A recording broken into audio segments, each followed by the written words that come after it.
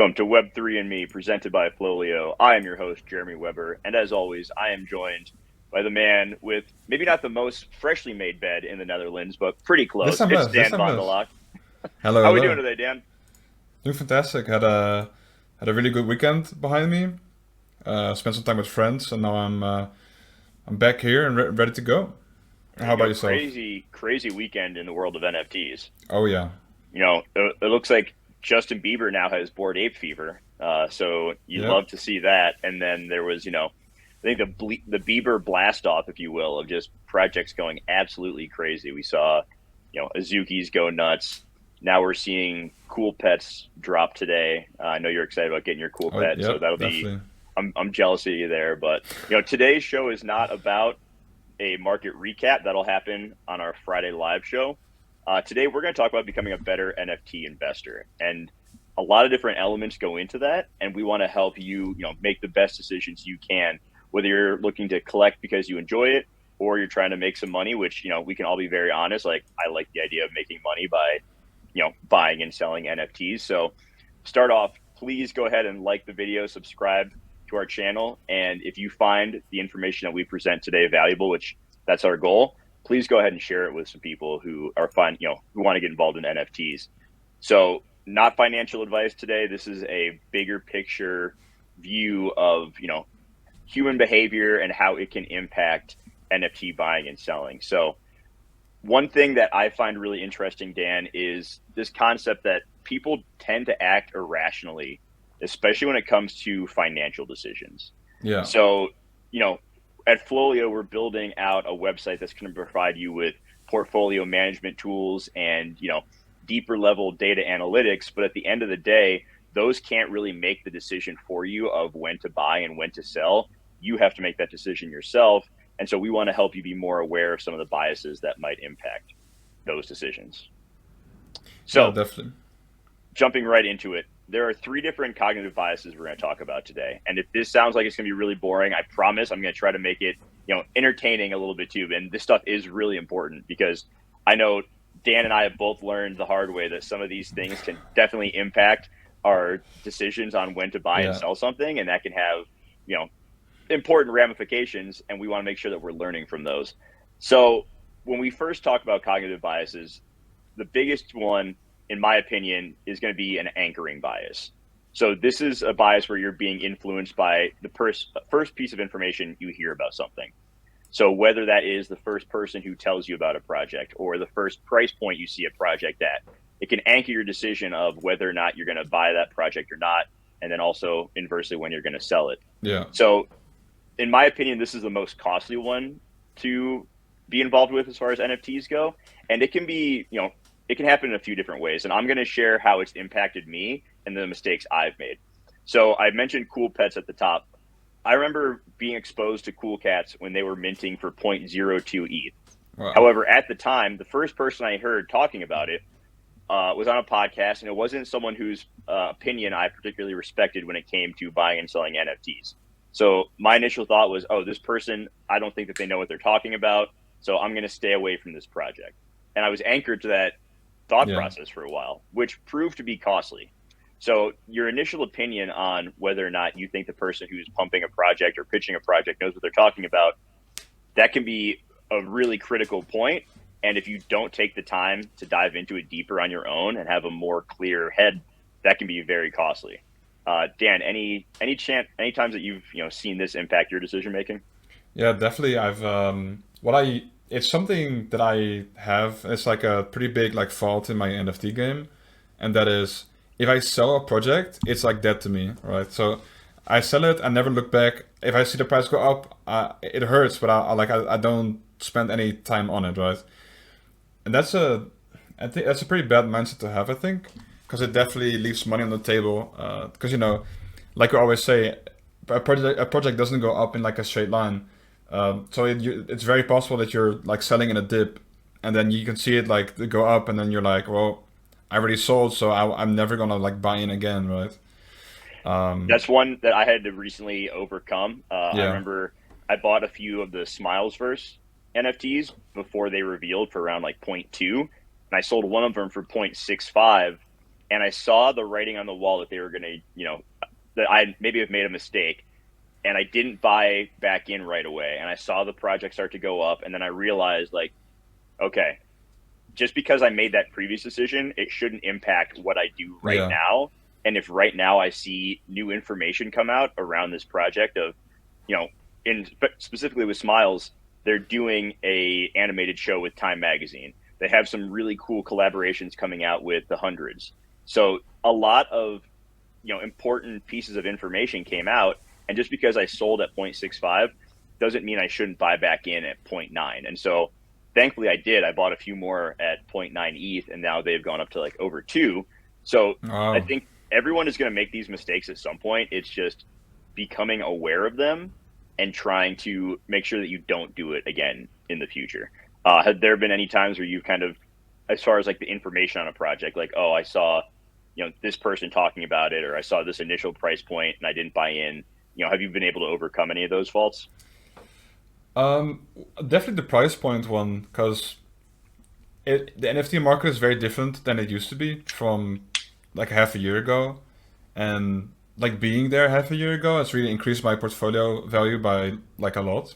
Like I started off with zero point zero 0.08, like, and now I'm like messing around thinking about buying projects that have a floor of like 2 ETH. So like my perspective has really changed on what is like too much. And to add on to that, we also see projects now that are minting, and it's like, oh, zero point 0.5 for a mint, or oh, 1 ETH for a mint. Like we're living in different times, so that has really like broadened my horizon on thinking about like price points. And when it comes to selling, is something I've seen people do is uh, a project hits like 2 ETH floor, and then the floor dips to 1.5, and they're like, well, I'm not gonna sell now because like it can still go back to 2, for example. And Yeah. that's really the inverse anchoring that you mentioned. Is people just being afraid to sell if something goes down a little bit, right? Like if you had the intention to sell at 2, and then it goes to 1.5, people can be inclined just to be like, well, I'm not gonna sell now. I'll wait until it goes back to 2. Like there's no guarantee it does, of course. Yeah, these decisions have to be made independent of, Yeah, yeah, what something used to be, because that doesn't really matter unless you have a time machine. You can go back and sell it when it was at 2 ETH, right? yeah. So, that is the anchoring bias. That is a really important one in the NFT world. Going along with that can also be the hindsight bias. So this is our tendency to see events as more predictable than what they actually are. Everything's clear in hindsight, right? Like Yeah, of in course. hindsight, Bored Apes are obviously going to go to 118 ETH floor. Maybe I should not have quite bought that. Bored Ape. Maybe not to that extent. But Yeah. you know, we can misjudge our ability to predict the future, and this can in turn cause unnecessary risks. And I think this is really important when it comes to who you're taking advice from. Just because I own a Bored Ape doesn't mean I have any idea what I'm talking about when it comes to buying and selling NFTs. I see it all the time on Twitter. People are like, I own a CryptoPunk Yeah. or I own a Bored Ape, so you need to listen to what I say. Nope, that is not the case. So I think it's really important to take a look at someone's overall process of how they go about, buying and selling NFTs, and not just the results from one or two transactions. Like this was really clear early on when Top Shot was pumping last year. There are a few people who became pretty well known because they bought into Top Shot at the right time, and they started giving a lot of advice, and a lot of it was not particularly good. But people kept listening because, oh, this person was early on Top Shot. So I think you have to look at someone's process holistically and not just the result of one or two good trades. So don't listen to what I'm saying because I own a Bored Ape. You know, we've talked plenty on here about our process for buying and selling, and that should be a better indication of whether or not I know what the hell I'm talking about. Dan, have you ever seen hindsight bias, impact your decisions in the NFT market? Honestly, I wouldn't really say so. The only thing that I can really say on that one is, um, so later in this video, we'll touch a little bit on trends, like market trends, for example. So the only thing I can really say about that is, hey, you see like an anime project pumping, that doesn't necessarily mean that the next anime project is gonna do well, right? Of course, it might play into it a bit, or there is going to be like an anime project that does well after it. but it doesn't have to be like the first one you see right after that. So that could definitely impact your decision making as well. Okay. And then last one we're going to touch on is confirmation bias. So I said anchoring bias was the most important one in my opinion. Confirmation bias, I think, is the hardest one to break out of because so much of the information that we're shown on Twitter and in Discords is Yeah, confirmation of what we already believe, right? Like I own a Bored Ape, so I have a lot of people I follow and who are my followers who are Bored Apes, and that can yeah, lead to a lot of confirmation bias. So an important part of this is seeking out information that is contrary to what you might believe, right? So if you're a big holder of Azukis or Cool Cats, yeah, you should follow people in your community and interact with them for sure, but make sure you're also staying engaged in other communities that you have no vested interest in because you may see a different perspective that could help you make better decisions. yeah. So And the hard part about all of this is that spaces like Twitter and Discord, they can be very like an echo chamber or like a bubble. Especially Discord, where they have like these role gated channels, like holder only channels, for example. You don't really interact with other people. You just interact with like your own people, and that can really cloud your judgment. yeah, I think an important part of that too is if you can be a part of a Discord channel that isn't specifically related to a project, Yeah, but collectors in general who will give different points of view on things. And it's definitely become more of a tendency recently with social media being the way it is to not seek out information that is contrary to what you believe, because like Daniel said, you get put in this echo chamber on social media and the algorithm spits out yeah, tweets for you to see that confirm your decision a lot of the times, and that can be a very dangerous thing when it comes to trying to make the right decisions in the world of NFTs. yeah. And So it's really hard to break. Like it's you have very to hard to break. actively like seek out these people or communities, because I myself, I don't really put that much energy into like finding like new communities or like new people to talk to. I just like go on Twitter and I kind of maybe I follow someone new just because someone I know has like retweeted their post, for example. But it's hard because you like talking to people that share like the same project because you got stuff in common. Um, so yeah, it's hard. Yeah, I really have to put in effort and like really go on like Sherlock Holmes journey through Twitter in order to find like outside communities. Yeah, absolutely. So those are three cognitive biases that impact our buying and selling decisions. Now we can also look at a lot of different market trends. And Dan, I'd love for you to touch on this one because I know this is something that you spend a lot of time on and are pretty good at. So talk to me about some of these market trends and how we can take advantage of them.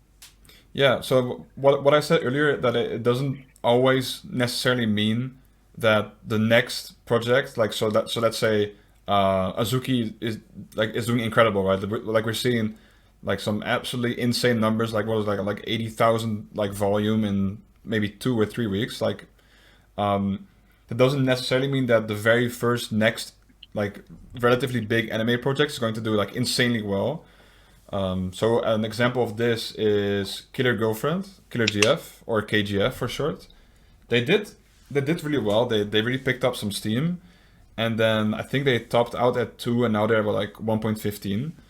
And it's just that if there's a really popular project, people are going to be looking for a similar project to invest in. Because they're like, well, if this does well, then this will also do well. So you can really like kind of expose the human behavior in that one, because like you just know that people are going to be doing that, so you can play into that and make money off that essentially. Yeah, we saw Um, that on a couple of the Friday recap shows we discussed. There was the weekend of the cute PFP yeah, projects. yeah, the cute, yeah, When Alien Friends and Coolman's Universe and Little Lemons were all going crazy, it was that, oh, Alien Friends started to rip. So any other project that yeah, has yeah, cute animation is going to have to go up as well. So we need to buy into that right away. And as expected, by the middle of next week, everything had come back down yeah, about 50%. The weekend exactly, after that, it was all of the female projects. So it yeah, was World of Women, and those have held up really well. Those are continuing to do well, which is great. We've yeah, seen Crypto Chicks, we've seen Boss Beauties do really well. So I think there's a lot of Yeah, a lot of FOMO that goes into this. And Yeah, another thing that people don't talk about enough, in my opinion, is taking profit. yeah, So a really important part of making this a viable long-term investment is having fresh powder on the sideline that you can deploy if the market dips. And unless you have a bottomless bank account, which I don't think most people do, in order to have fresh powder, that means you're going to have to sell at some point. So this last weekend would have been a great opportunity to sell into some of this FOMO. You know, if you had sold an Azuki at 12 ETH, yeah, it's gone up to 15 now, but it could just as easily be 10 by yeah, next week and you could have made a good sale. So it doesn't matter if a project continues to go up. If you're taking profit on the way up, you know, there will always be pullbacks.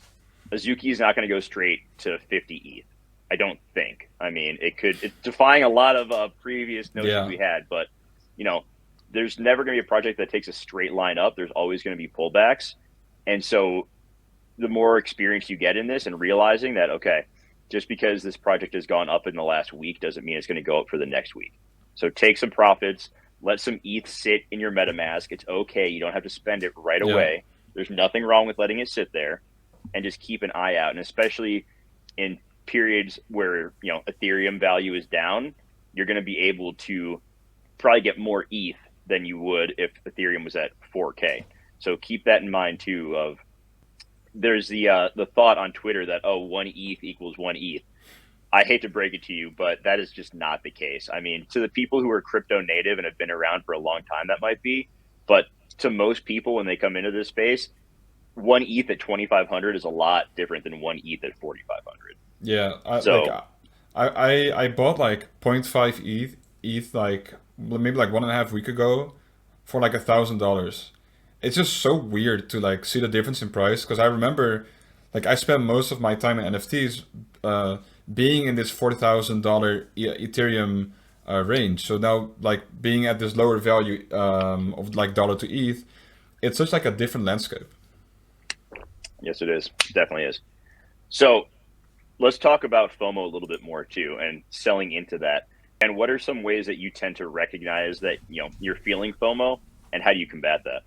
Yeah. So what I've been doing at least recently is I'm in the midst of making a decision, right? So I'm like, let's say, like I see this project like really doing well, I see the numbers pick up, and then I'm like, when I try to make a purchase, I think to myself like, why am I making this purchase?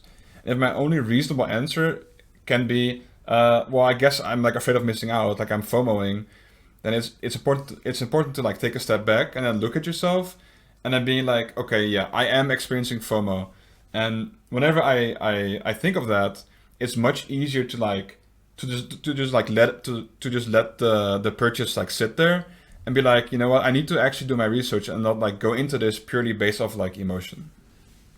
Yeah, I think also, you know, we talked about the echo chamber on Twitter and Discord. Who you're following on Twitter is really impactful for this as well. You know, if you follow accounts and they tweet something out about like this project that they're super hyped about, odds are they've already bought into it and they're trying to get other people to FOMO in to help elevate the price of that. So, you know, be aware of who you're taking advice from on social media, because there's a good chance that some of these bigger accounts could have bought 10, 20, 30 of a Yeah, project. And then they go on and are like, okay, this project's awesome. You guys got to check it out. Yeah, the floor is going up, but it's going to keep going up, all these different things. So there's going to be FOMO that you take in, you know, from seeing prices, but also FOMO from what you see other people talking about too. So be aware of that. definitely. And like you said, it makes way more sense for like a popular person on Twitter to talk about a project after they've bought, right? Because it wouldn't it like they would lose money if they were if they were to go like, so this project is really good, like everyone you should buy this, and then they buy like 5 days later and they lose so much money. So you definitely like pick the people to follow, and like if you see people shamelessly shilling, they either like paid or they've already bought and they're looking for like a good exit on a project. Yep, 100%. And then, you know, we also talk about too some of the different tools that we'll have at FLOLiO and that, you know, some other sites have, and utilizing some of those. So Dan, what are some tools that you like to use when you're trying to make your decisions also? Yeah. So aside from FLOLiO, of course, because FLOLiO has great NFT analysis, but also market comparison and also a fully functional rarity system. I really like using IC tools because it's very easy to because they have two different settings. They have one where you can see actively minting projects, and then one where it's like a trending in volume type of setting, and then you can filter that in like 5 minutes, 10 minutes, half an hour.